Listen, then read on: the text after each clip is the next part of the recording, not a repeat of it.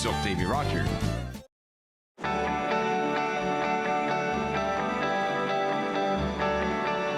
Vous regardez TV Rogers, Ottawa.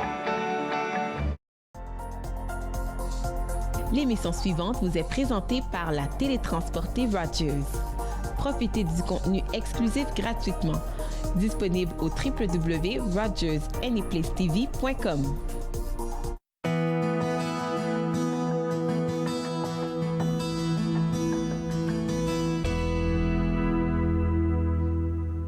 Bonjour et bienvenue à De Lumière et d'être. Aujourd'hui, j'ai le plaisir de recevoir Stéphanie Mété, qui est auteure, conférencière et animatrice radio et télé.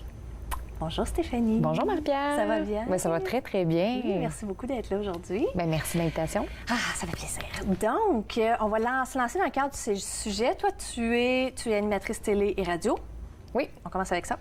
Moi, habituée de me faire interviewer. D'habitude, c'est moi qui fais ça. Je sais, tu essaies de prendre le contrôle. Donc, ça fait 10 ans à peu près que tu es dans le domaine. Mais ça va faire 10 ans cette année que je fais ça dans la vie. Là. Animatrice, télé, ça fait environ 4 ans. Radio, ça va faire 10 ans cette année. Ouais. OK, parfait. Donc, tu connais bien le domaine. Et puis, tu es aussi auteur du livre Le bonheur qui mijote, qu'on a ici, dont on va parler un petit peu plus tard. Et tu es conférencière. Oui.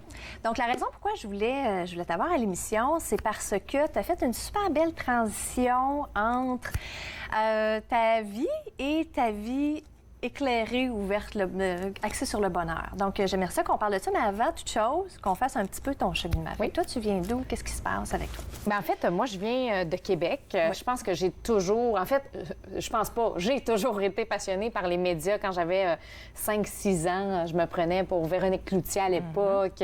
Je faisais de la radio dans mon salon, de la télé. Donc, c'était en moi. Tout ça, sauf que j'étais tellement une fille gênée. Puis les gens souvent me disent « Ah, ça se peut pas que tu sois gênée. » Mais j'étais une fille très, très, très timide, très gênée. Je me suis fait beaucoup intimider toute mon enfance. Donc, je faisais surtout de la télé puis de la radio dans mon sous-sol. Oui, c'est la meilleure place pour le c'est faire. ça, c'est la meilleure place. Puis j'étais vraiment bonne, puis il n'y avait pas de jugement. Oui, c'est ça. Donc, c'est ça. Mais à un moment donné, j'ai commencé à faire du théâtre, à faire de l'improvisation, à animer des soirées à l'école. Puis on aurait dit que c'était à ce moment-là que je prenais ma confiance en moi. Donc, c'est à ce moment-là que je pouvais être moi-même, que je pouvais justement aller au bout de mes talents. Donc, ça s'est vraiment en fait pas à pas comme ça. Puis à un moment donné, j'ai vu une publicité pour s'inscrire au Collège Radio-Télévision de Québec. Puis c'est un peu comme ça que je me suis inscrite à l'école de radio et de télé. OK. Puis, je suis allée faire de la radio pendant 4 ans en Gaspésie. Après, j'ai lâché tout ça pour aller en voyage. Là, je te fais ça rapidement. Oui, hein? oui. J'ai lâché tout ça pour aller en voyage. Après, j'ai vécu en Australie 1 an. Je suis revenue ici. J'ai travaillé à Rouge FM à la radio. Puis là, je travaille à TVA, à Pop 96.5. Donc, voilà. Là, je le fais vraiment rapidement. Là, oui, c'est clair. On va y revenir. Il s'est passé bien des affaires entre-temps. On va rentrer dans le crunch parce que tu as été en Australie. Oui. Puis, on se connaît un petit peu, donc je sais qu'est-ce qui s'est passé un petit peu en Australie. Il t'est arrivé comme un peu une épiphanie. Oui. Donc, qu'est-ce qui est arrivé? Bien, en fait, avant même l'Australie, là, mais je veux dire, j'ai toujours été une fille un peu impulsive et tout ça. Donc, quand ça allait pas bien dans ma vie ou il se passait quelque chose, moi, j'étais toujours en mode fuite. Donc, si je me sentais pas bien à mon travail, bien, je quittais mon travail. Si ça allait pas bien avec mon chum, bien, je changeais de chum. Si ça allait pas bien avec mes amis, je changeais d'amis. Moi, je me cassais pas la tête. Ouais. Tant que j'étais pas heureuse, je fuyais ça. C'est à l'extérieur de toi que tu allais chercher Exactement. la solution. Je fuyais. Je voulais jamais être inconfortable. Peut-être que inconsciemment, ça me rappelait des moments de jeunesse où je me faisais intimider. Donc, j'aimais pas ça, être pas bien, finalement. Oui. Donc, je me sauvais un peu et tout ça de tout. Puis, à un moment donné, j'étais tannée de vivre ça. J'étais tannée de toujours me sauver, de toujours fuir. Alors, j'ai décidé de fuir encore plus. Je me suis dit, où est-ce que je pourrais être vraiment heureuse dans la vie? Parce que j'avais l'impression de toujours être insatisfaite. Peu importe les choix que je faisais, le fait que je changeais de job, le fait que je changeais de chum, j'étais pas plus heureuse. Fait que je me disais, il y a un problème. Il y a quelque chose qui marche pas. Probablement que je suis pas dans un endroit de rêve. C'est sûrement le bon pays. Parce que tu étais encore dans la fuite. C'est ça, j'étais encore dans la fuite. Je me suis dit, ce serait où que je voudrais vivre, moi, dans la vie? Parce que d'après moi, le problème, c'est ici. Là. Le Canada, c'est pas fait pour moi. Donc, je me suis dit, l'Australie, j'aimerais ça parce que moi, j'aime la chaleur, j'aime le soleil, j'aime l'eau. Donc, je me suis dit, je pourrais faire du surf, me lever le matin avec les petits oiseaux qui chantent et tout ça. Donc, je suis partie vivre là-bas pendant 1 an et je me suis vraiment créé ma vie de rêve. Là. Je regardais vraiment pas l'argent. J'avais un appartement sur le bord de l'eau. J'allais faire du surf à chaque matin. J'entendais les petits oiseaux, je voyais des animaux. Donc, je me suis comme créé l'environnement de rêve idéal. Et Bien, c'était le fun au début, mais à un moment donné, c'est là que j'ai réalisé que j'étais pas plus heureuse, même dans le plus beau contexte paradisiaque du monde. Et c'est là que ça m'a un peu frappée parce que c'est probablement l'un des moments de ma vie où j'ai été les plus malheureuses, où je me sentais vraiment toute seule, je me sentais vraiment pas bien. J'ai pas fait de dépression clinique, là, mais j'avais pas de médecin, j'étais à l'Australie, mais j'allais vraiment pas bien. J'avais des sauts d'humeur, j'étais toujours en colère. Je me sentais pas bien. C'était-tu ta réalisation? Tu réalisais que si ça te satisfaisait pas... Je me disais, qu'est-ce qui va me satisfaire? Je me disais, je suis donc bien compliquée à rendre heureuse. Oui. Donc, c'est un peu tout ça qui s'est passé en Australie. Puis, à un moment donné, ma mère m'a téléphoné pour me dire que mon père allait pas bien et que mon père était à l'hôpital et tout ça. Et on a appris que mon père avait une démence. Donc, ça ressemble à l'Alzheimer. C'est une démence à corps de Lewy. Donc, moi, je suis enfant unique. Ma mère, c'est rare qu'elle m'appelle pour quoi que ce soit. Fait qu'elle m'a dit, redescends au Canada. Il y avait quelque chose. Donc, là, j'ai tout quitté en Australie. J'avais un chum là-bas, j'avais un condo sur le bord de l'eau, j'avais un emploi là-bas. J'ai tout quitté là-bas, encore une fois, mais cette fois-ci, c'était pas une fuite, c'est une bonne raison. Oui, tu le sentais qu'il fallait que j'aille voir mon père, fallait que j'aille voir ma mère. Puis ça, on dirait que ça m'a encore fait plus réaliser à quel point, justement, j'étais pas heureuse. Parce que je me disais, mon père, toute sa vie, lui, il cherchait à être millionnaire. Moi, c'était ça. Mon père, il voulait être millionnaire. Il voulait avoir la grosse maison. Il y a personne qui veut ça. Mais il se perdait un peu là-dedans parce qu'il réalisait pas ses vrais rêves à lui, ce qu'il voulait vraiment faire. Lui, il voulait être artiste-peintre. Il était artiste-peintre, mais au lieu de se concentrer là-dessus, ben, il se concentrait sur plein d'affaires. Ah, je vais vendre des bouteilles d'eau révolutionnaires. Je vais vendre les plus petites radios au monde. Je vais faire ça, je vais faire ça. Est-ce qu'il se disait que s'il était riche, il allait pouvoir être artiste-peintre? Bien, c'est ça. Donc, il y avait des espèces de croyances et c'est là un peu que j'ai découvert tout ça tranquillement, mais ça s'est fait. Mais je me suis dit, oh mon Dieu, je fais un peu la même chose que mon père. Je fuis tout le temps, je me ramasse dans plein de projets qui sont pas en connexion avec moi-même. Donc, ça a commencé là. J'ai commencé à faire des thérapies, voir un psychologue, lire des livres de développement personnel et après étudier en coaching, programmation neurolinguistique. Oui. Et c'est là que j'ai découvert la découverte et qu'on entend tellement souvent cette phrase-là, puis on ne l'applique même pas pour nous, c'est que le bonheur, il est à l'intérieur et non à l'extérieur. Donc, t'as beau chercher n'importe quoi, le beau pays. J'avais un gars musclé, un surfeur australien que toutes les filles rêveraient d'avoir. Ça me rendait pas plus heureuse, mais c'était en dedans, les émotions que j'avais, les croyances que j'avais, la façon de penser qui était toujours la même avec les amis. Oui. Ouais. Écoute, on doit prendre une petite pause. On revient dans 2 minutes, puis on va continuer avec ça. Merci.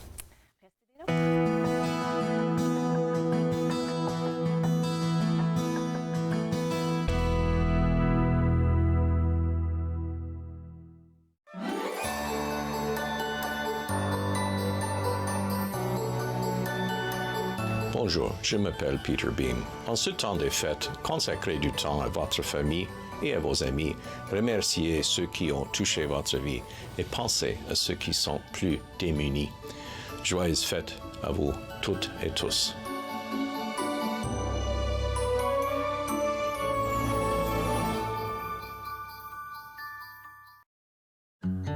Il a mes yeux. Il a les pommettes de sa mère. Il a ma phobie des hauteurs. Il a sa nature si compétitive.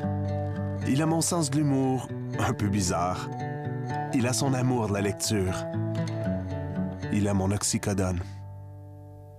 Il y a des choses qui ne devraient pas se transmettre. Gardez vos médicaments d'ordonnance sous clé ou rapportez-les. Apprenez-en plus à sécuriservosmédicaments.ca.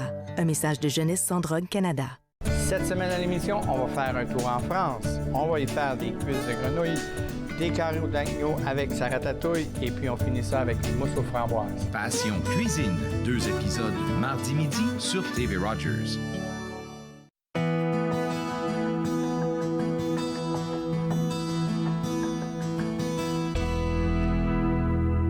De retour à De Lumière et d'être, où j'ai le plaisir de m'entretenir avec Stéphanie Mété, qui est auteure, conférencière et animatrice télé et radio. Donc, Stéphanie, tu as ouvert une super belle porte avant la pause quand tu disais « Mon père était comme ça ». J'ai réalisé que j'étais beaucoup comme mon père. Moi, les patterns, ça me fascine.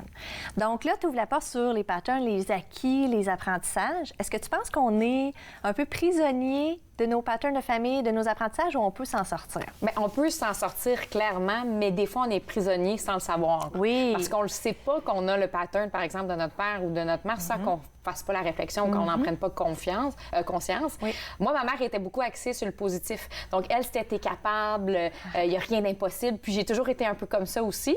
Mais j'étais prête avec l'autre côté. Mon père qui était un petit peu plus anxieux, un petit peu plus angoissé, un petit peu plus de croyances. Tu ne seras pas capable, il faut que tu attendes ici, il faut que tu attendes d'avoir de l'argent, il faut que tu fasses ci, il faut que tu fasses ça. Quand ça va être parfait, là, je pourrais le faire. Exactement. Donc, moi, j'étais beaucoup là-dedans, mais je pense qu'en fait, si on veut s'en libérer, il faut juste en prendre conscience. Puis on en prend conscience des fois sans y penser. Tu sais, je veux dire, on fait « Oh mon Dieu, je fais la même chose que mon père, je répète les mêmes patterns que mon père. » Mais un bon truc, c'est de prendre le temps, tu sais, de réfléchir, puis de s'asseoir avec un papier, puis y a-t-il des choses qui me nuisent sans penser nécessairement à nos parents? À la personne, mais, y a-t-il des choses qui me nuisent dans ma vie, qui m'empêchent d'avancer? Puis on s'en libère tranquillement en prenant conscience. Oui, parce que ça n'a pas besoin, premièrement, d'être un sentiment de « on juge nos familles ». C'est pas ça, c'est juste qu'ils ont leurs propres acquis qui nous transmettent de génération en génération. Bien, c'est ça. Toi, est-ce que ça t'est venu tout d'un coup ou t'as comme, au fil du temps, tu as commencé à avoir un pattern, après ça un autre, ou c'était... comment ça fait ça? On en trouve toujours, hein? Je pense que même encore récemment, je me rendais compte, parce que moi, j'ai toujours dit à tout le monde, j'ai aucune croyance limitante envers l'argent. Oui. Parce que c'est vrai puis c'est pas vrai. C'est vrai parce que moi, je suis convaincue que je peux pas en manquer. Parce que si jamais demain, je perds mon emploi, je suis sûre que j'ai les compétences de me trouver un autre emploi. J'ai pas peur de me retrouver dans la rue. J'ai les compétences. Donc, j'ai pas peur de perdre ma maison puis tout ça.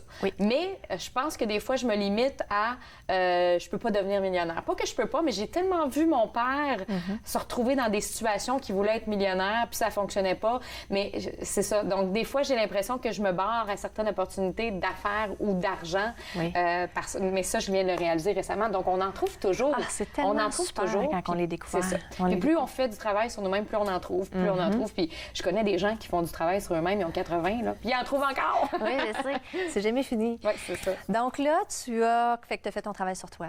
Puis là, tu as commencé à réaliser qu'il y avait quelque chose... C'est comme s'il y a un tabou avec le bonheur, je pense. Tu m'en parlais il y a quelques jours, puis je trouvais ça intéressant. Donc, qu'est-ce que tu voulais dire? Bien, en fait, moi, avant de lancer mon livre, j'avais lancé une page Facebook. Ça s'appelait « Minute de bonheur ». Je donnais des outils, j'écrivais des citations, je faisais des vidéos, tout ça. Puis, tu sais, je suis quand même connue dans le milieu, là, donc je pars pas de zéro. Mais j'ai fait mon coming out bonheur. T'sais. Puis c'était aussi pire qu'un vrai coming out, Moi, j'en revenais pas, fait que tu fasses un coming out bonheur. Je pensais même pas qu'il y avait du jugement, mais il y en a. Oui, il y en a. Bien, c'est parce qu'il y en a qui voient le bonheur comme quelque chose de très positif, une secte. On m'a dit, étais-tu dans une secte? Donc, j'ai dit une secte. Tu veux dire par quoi? Parce que je décide d'axer ma vie sur du positif? Non.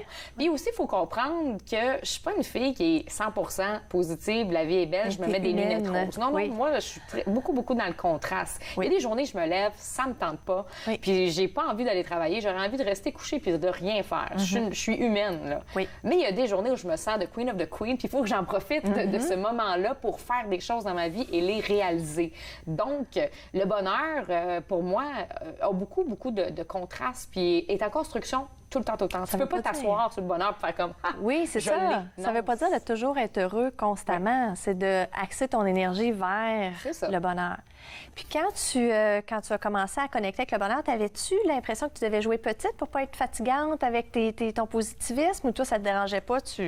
Parce que moi, j'ai joué petite au début.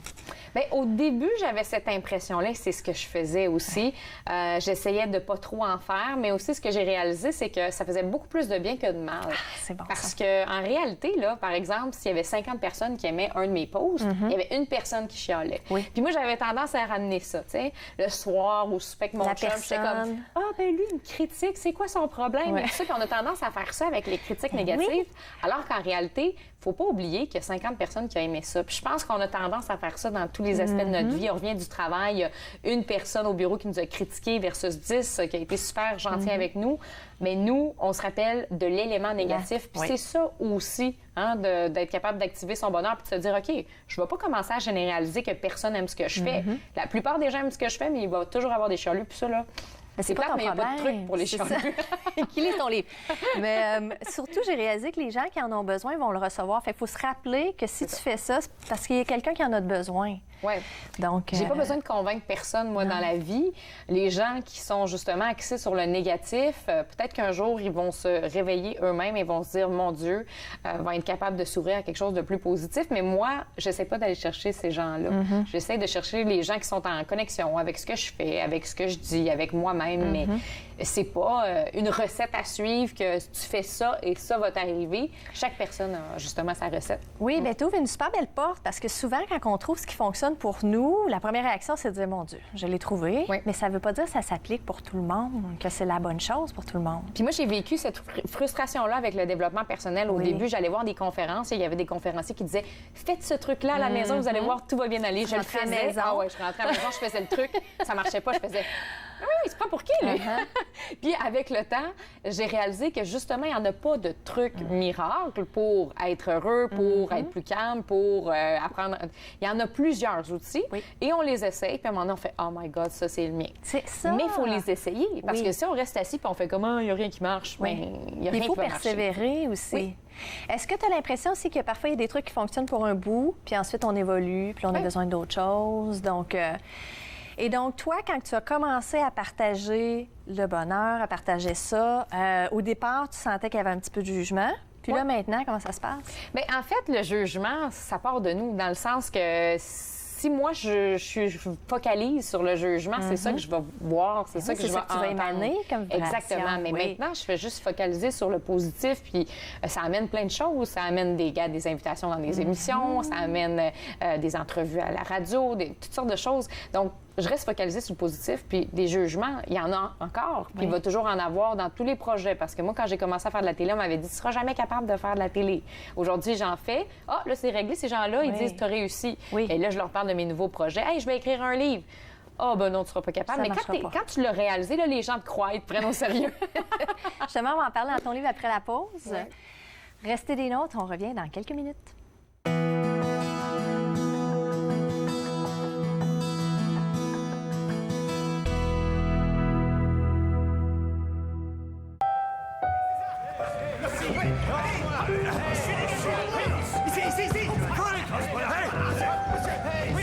Non, tu ne tiens pas le ballon, tu passes d'une main à l'autre, tu dribbles. Allez, shoot! Est-ce que c'est encore une blague à la canadienne, monsieur? Ben d'accord, vous êtes l'entraîneur, je sais, mais enfin, si on ne tient pas bien le ballon, comment on peut réussir un beau panier à pêche? D'accord. On va permettre de le tenir pendant quelques pas, disons. Mais, Monsieur Naismith, vous savez que ça ralentit drôlement le jeu d'être obligé de monter ici à chaque fois. Ben bien, c'est simple. Perçons le panier. Oui, mais je veux les revoir, ces paniers-là. Oui. 100 ans après son invention par Jacques Naismith d'Allemont en Ontario, le basketball est un sport pratiqué par des centaines de millions de personnes à travers le monde. À notre prochaine émission, nous parlerons du phénomène de disparition du caribou de la toundra canadienne avec un spécialiste de l'environnement de Ressources naturelles Canada. Par la suite, Nadia Carrière, accompagnée d'un étudiant du Collège La Cité, nous parlerons de la première édition de l'événement Agricité. Pour finir, Gisèle Nanterre du Ciné-Club d'Ottawa nous dévoilera les titres des meilleurs films pour le temps des fêtes. Entre nous, en semaine, 11, 18 et 22 heures sur TV Rogers.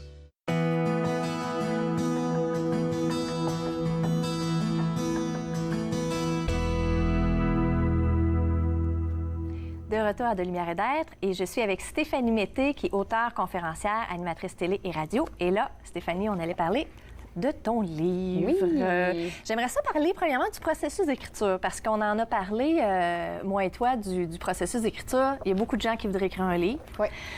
Il y a beaucoup de gens qui n'écrivent pas leurs livres. Donc, tu donnais des super bons conseils aux gens qui voulaient écrire un livre. Qu'est-ce que tu suggères?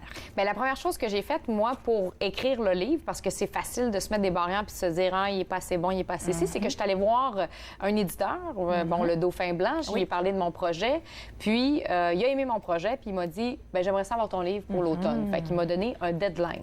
Donc, moi, je suis une fille qui aime me mettre en danger, parce que comme ça, je vais créer plus rapidement, parce que je le sais que je dois remettre quelque chose à quelqu'un. Je fais la même chose dans tous les aspects de ma vie. Je veux faire une conférence, j'en book une. Donc, c'est ça que j'ai fait avec le livre. Puis après, un truc qu'on m'a donné, que j'ai utilisé, que je partage parce que ça m'a beaucoup aidé, c'est parce que c'est facile quand tu écris un livre de te juger puis de tout-analyser puis de faire comme « Ah non, c'est pas bon ». Puis là, tu pourrais passer des mois sur le chapitre 1. Oui, c'est ça. Donc, moi, ce que j'ai fait, c'est que, bon, premièrement, je me suis fait une structure de tous mes chapitres. Et après, je me suis fixée, par exemple, bon, il faut que j'écrive tout le chapitre 1 cette semaine. Et j'ai pas le droit de le relire. Et là, après, j'écris tout le chapitre 2 et j'ai pas le droit de le relire. Et le chapitre 3, j'ai pas le droit de la relire. Ce que ça fait, c'est que tu écris ton livre au complet, puis après, tu le corriges, mais au moins, c'est encourageant parce que ton livre est écrit. Parce que sinon, là, puis j'en croise, il y a des gens, des fois, qui m'appellent pour que je les aide. Et là, ils sont encore dans le chapitre 1 depuis 1 an. Oui. Parce qu'ils s'auto-analysent et tout ça. Puis on perd aussi de la spontanéité parce qu'on efface tout, on recommence. Puis à un moment donné, ça vient même plus de notre cœur. Donc, écrivez-le au complet. Arrêtez de vous relire. Puis, à la fin, là, vous corrigez, vous prenez le temps de relire et tout ça. Donc, c'est un bon truc. Puis l'autre élément, c'est que il y a des éditeurs. Chez les éditeurs, il y a des correcteurs. Donc, vous n'avez pas besoin de stresser trop. Écrivez votre livre, puis il va être corrigé éventuellement. Exactement, oui. Donc, ton livre, c'était quoi ton processus? Comment ça a fonctionné? Bien, moi, j'ai eu l'idée d'écrire un livre de recettes sur le bonheur. Oui.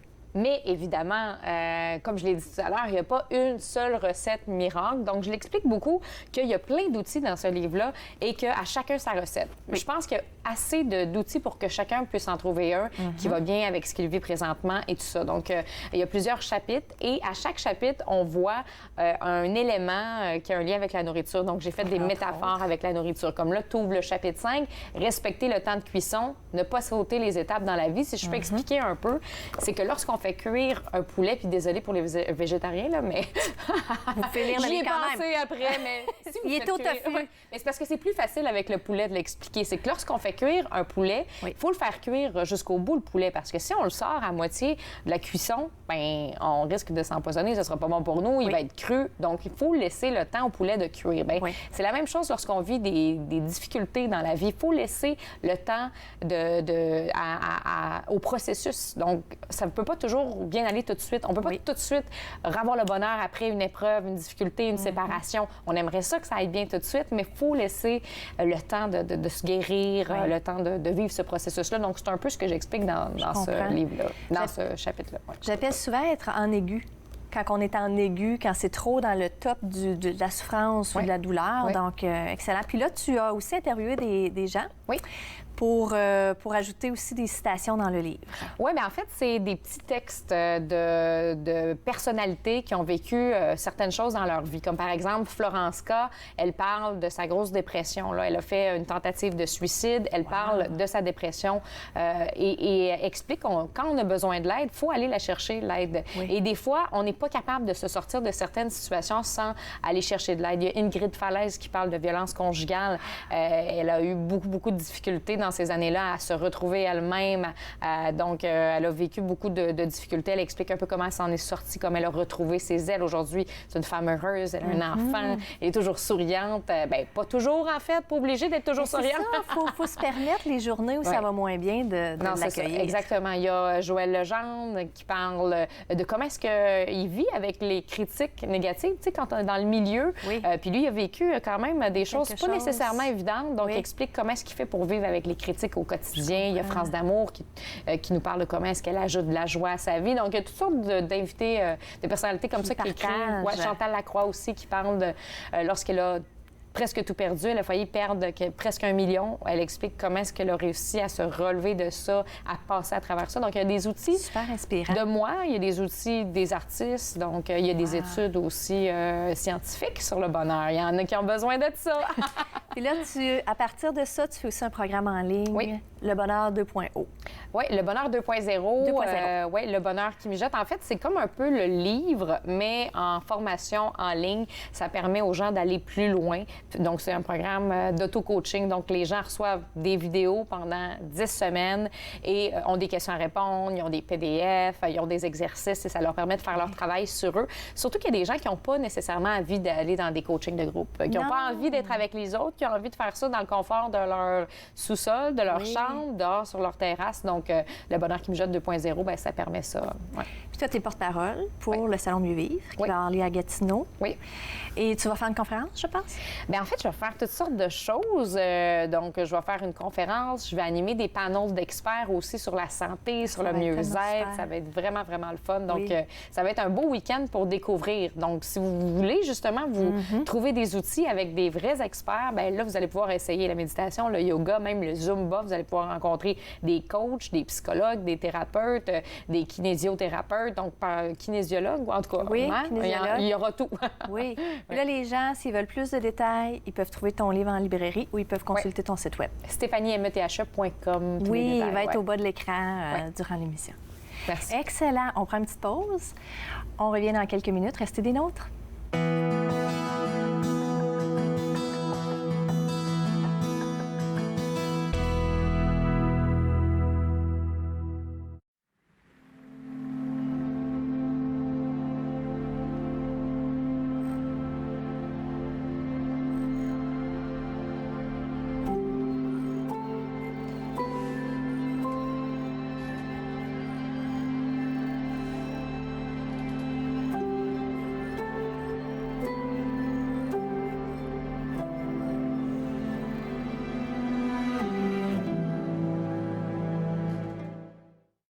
Mon nom, c'est Erika et je suis bénévole à TV Rogers.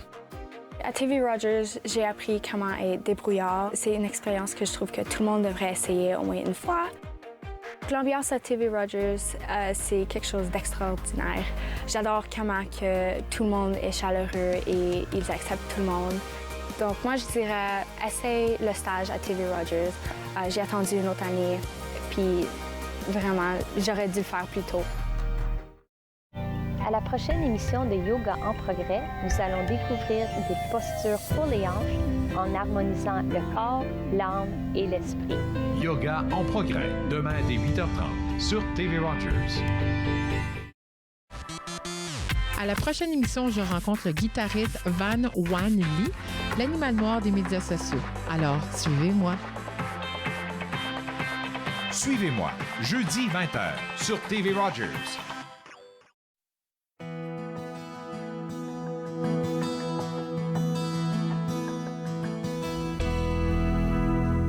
De retour à De lumière et d'être avec Stéphanie Mété. Donc, Stéphanie, pour terminer, j'aimerais ça que tu mentionnes aux gens une dernière ressource, un dernier outil.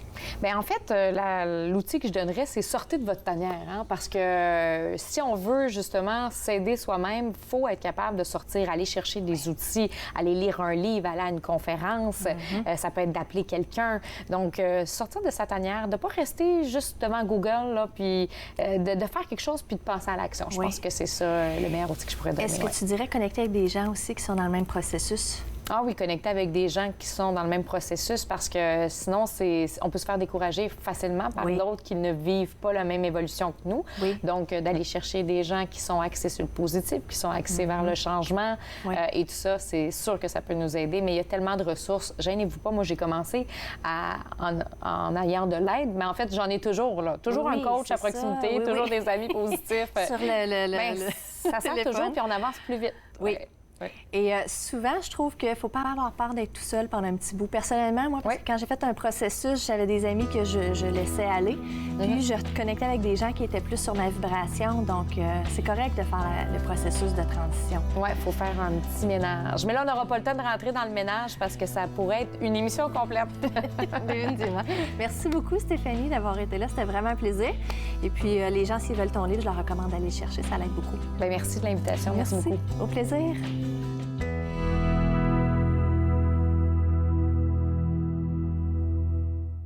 Faites-nous part de vos commentaires en composant le 613-521-2323 par courriel sur Facebook et Twitter.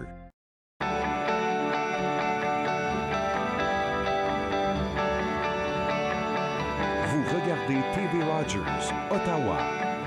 À la prochaine émission de Lumière et d'être, Stéphanie Mété, qui est animatrice radio, télé, conférencière et auteure. Elle nous parlera de son livre « Le bonheur qui mijote ». De lumière et d'être, jeudi 20h30 sur TV Rogers. Le droit a été fondé pour les Franco-Ontariens, pour nous faire survivre. Être franco-ontarien, lutte, combat, éditoriaux. Vendredi 15h30 sur TV Rogers.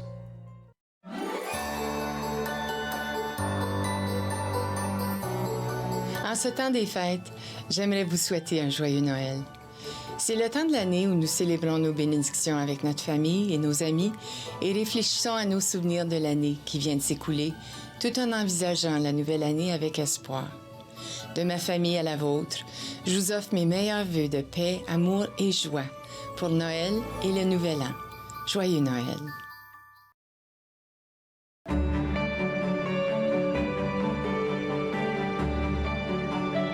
Vous regardez TV Rogers, Ottawa.